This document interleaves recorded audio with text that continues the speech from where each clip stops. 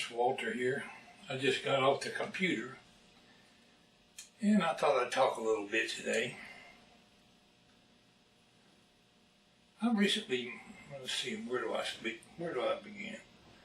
I recently did a video over here in the railroad corner where I was pulling a locomotive with a rope.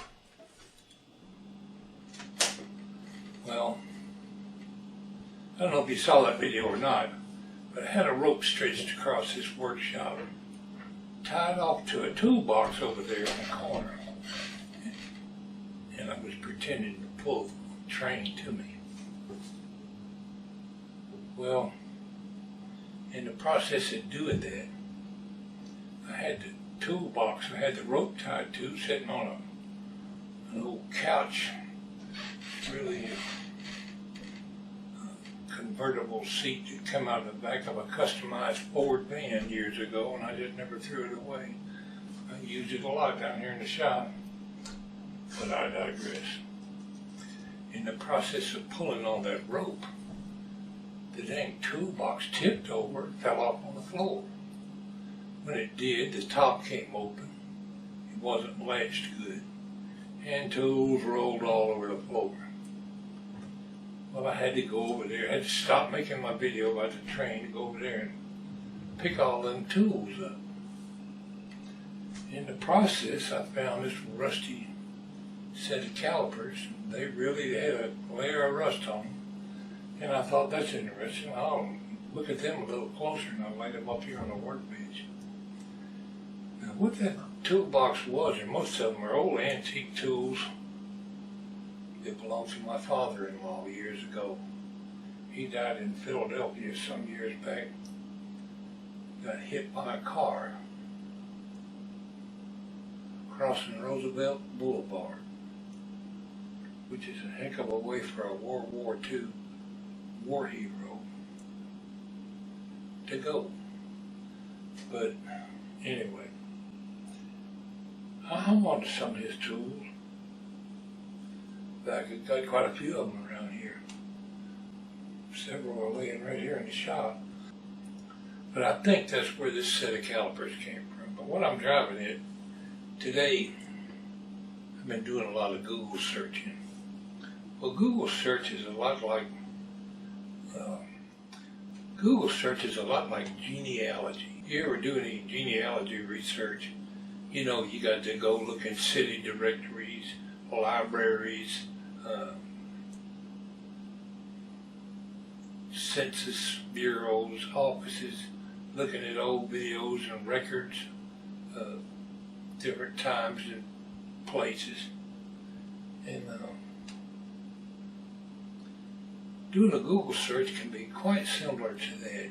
It can get downright addictive, and I've spent quite a bit of time researching these dividers. And I've actually, in the description below, I will show you an actual picture of a set of these. And I've found out what they are, where they're made, simply by looking on Google and doing quite a bit of research. I'll tell you a little bit about them. Now, I had assumed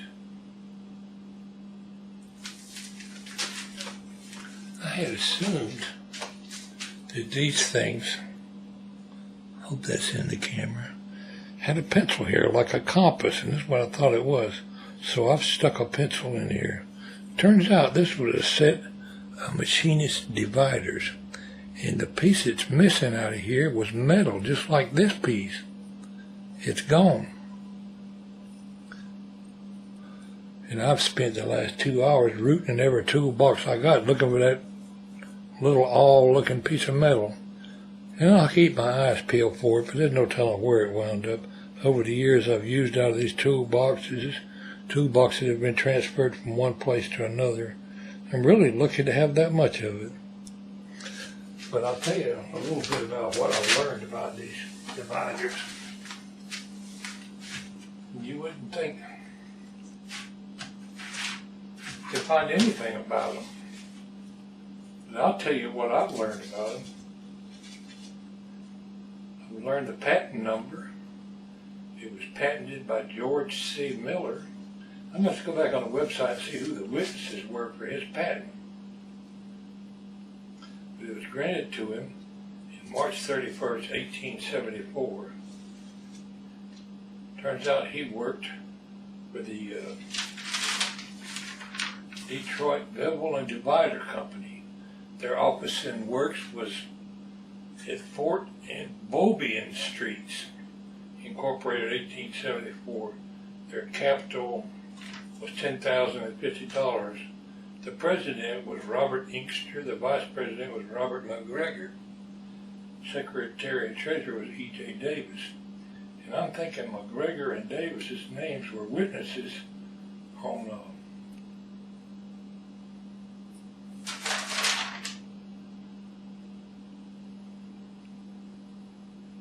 George Miller's patent. So obviously George Miller was probably a machinist that worked for this company. Nowadays, if you invent something, the company you work for pretty well claim the rights to whatever you invented. You can't work for the railroad and invent something. They'll take credit for it because they pay you professionally to do your job. But what I'm driving at here is I really put a lot of work into investigating these dividers. And I'll show you pictures in the link down below. What else did I want to say?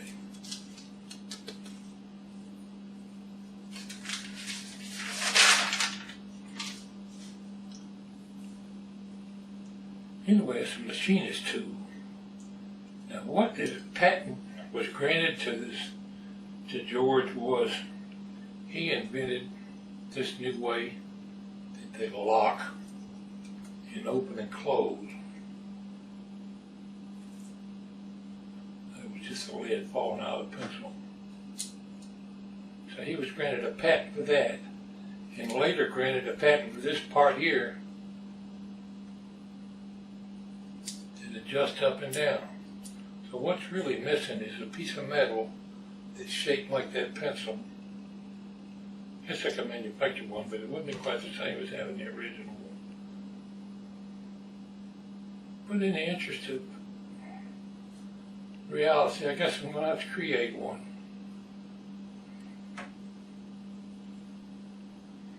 It's a solid steel awl, and I suppose you would use it to hold it up next to something you're making to get the precise measurement. You could then hold it up to your tape measure and see how big something is, or you could use it with your blueprints. I'm not sure exactly what companies would buy this divider. It's probably drawing tools for drawing with an architecture type job. The only ones that I found pictures of these were by antique tool auctions. A couple of different auctions have sold these at auction. It didn't say what they got for them. And these aren't going on no auction no time soon. But I just wanted to point out that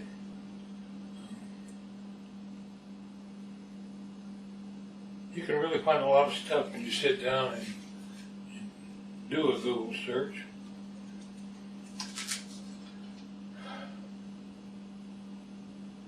You can't really read all the writing on here, but I've deducted through reason and power deduction. I can see the EVEL, so I know that's Bevel. I can read Detroit on here, so it's Detroit Bevel. I know it came from Detroit Bevel, and it's exactly like the ones in the picture I found from the tool auction. So I now know what they are. I thought it might be a cabinet maker's caliper, but more likely they were for a machinist. In 1874, this company must have did pretty good business. I should do a GPS search or Google Earth search and see if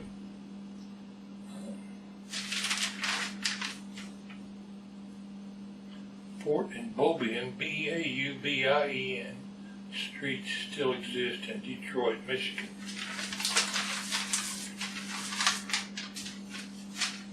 Anyway, I wasn't expecting to do a part 3 on my